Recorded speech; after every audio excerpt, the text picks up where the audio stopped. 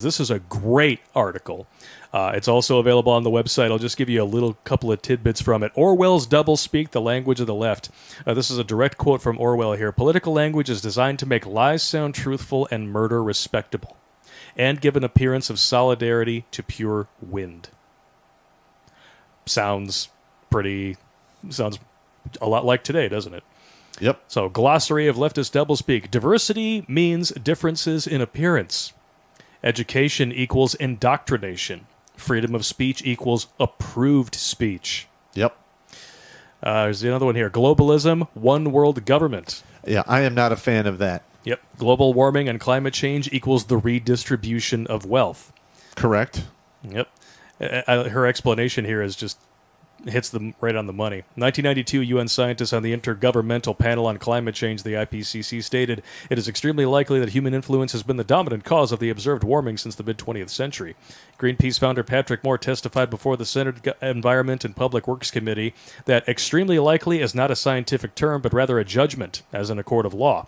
The IPCC defines extremely likely as a 95 to 100% probability. But upon further examination, it is clear that these numbers are not the result of any mathematical calculation or statistical analysis. They have been invented Bullshit, as a construct within the IPCC report to express expert judgment as determined by contributors.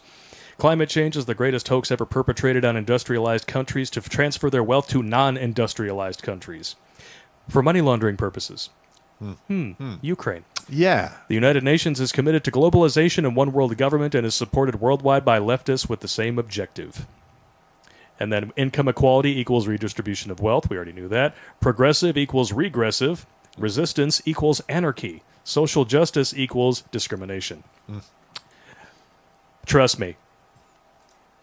Check out these sources. They're definitely worth your time, and just keep them in your back pocket. Yep. I don't know. I'm getting sick and tired of all of this climate change shit. Mm-hmm. Now, granted, our climate always changes. Always. The sun goes through cycles. I got it. And yes, we do have, an elevated level of CO2. Yeah. But they've gone back and looked at the ice cores going back quite some time, and then they look at the tree rings. And there's been other times in the past where the CO2 got relatively high and there was nothing going on. All right. Now, instead of all of this, was a carbon tax? Mm-hmm. How about you give people a tax break for planting trees on their property? Yeah. Or how about you stop murdering everybody who creates an engine that might not run on something that you regulate? Correct. Like the dude who invented a car engine that runs on water. Hydrogen. Yeah, hydrogen in Buffalo, New York. Yeah. Who just happened to be in the grocery store that a troon walked into and opened fire. Correct. And there's other stories of that happening. Oh, yeah. Somebody invents an engine that runs on hydrogen. And they won't sell the patent. And they die or something happens. Happens all the time. They get Clintoned. They get disappeared. They get Epsteined. Correct. It's just like the first Jack Reacher movie. I think it was based on One Shot was the book. I don't know. Where this dude massacres 5 to 6 people for one target. I guarantee you shit like that happens all the time because the initial response, of course, is outrage and sadness. And when you can get people thinking emotionally, they're less apt to listen to the people who look at that situation logically. But they actually consider them just collateral damage. They literally, the alphabet agencies, that's exactly what they say, think, and write up in their reports. Yep. They do it all the time overseas. All the time. I mean, Obama, he was a drone-in motherfucker. Mm. I mean, there's a lot of people who got whacked in countries we're not even technically at war with. Oh, yeah. Yeah. But, when Trump bombed Soleimani, that was going to start World War III, right? I'm going to be honest. If I was in Trump's position, I'd have done the same goddamn thing. You're damn right.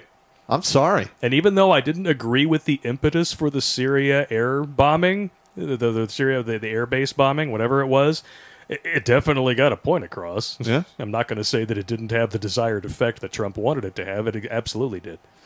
Well, I mean, there was a counterattack after that, and actually one of my former soldiers got pretty significant TBI from he was too close to the blast. Oh, damn. And I go see him from time to time, and we hang out to walk through and talk about the difficulties. He's doing much better now. Yeah.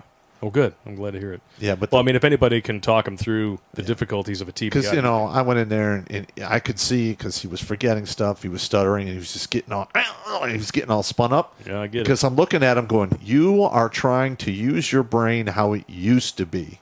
You got to build new neural pathways, man. You need to come up with a new way to operate how you are now. Yeah, and that takes time. Yeah, it does. And I told him the singing trick, because when I would stutter, in my mind, I would like, okay, I'm now singing, and then the stuttering would stop. Because it's a different portion of your brain. Yeah. And then after you do it enough, you can actually correct the stuttering. Oh, yeah, it's kind of like, what's that movie, The King's Speech? Yeah. Like he puts on these headphones that are so loud he can't even hear himself speak, but he's being recorded while he's reading something out loud, and he reads it perfectly, and he has no idea how or why. That was a great scene. Yeah, actually, I didn't see that one. But yeah, I'm it's familiar pretty with the funny. premise. Yeah, he eventually it turned into kind of a gag where he was trying to figure out how to not curse because he was getting frustrated with himself. So he would do it silently. So he would read. He'd come to a pause. Shit, bug, motherfucking cut, and then in his mind, and then go back to reading normally. it sounded very dignified when it was recorded, but in his mind, it's shit, bugger, fucking. Watch Grunt Speak live every Tuesday and Thursday at 8 p.m. Eastern. And if you want to join Pop for Supporter Sundays, go to redonkulous.com/donate and make a monthly pledge. A link is in the Meat Gazer box.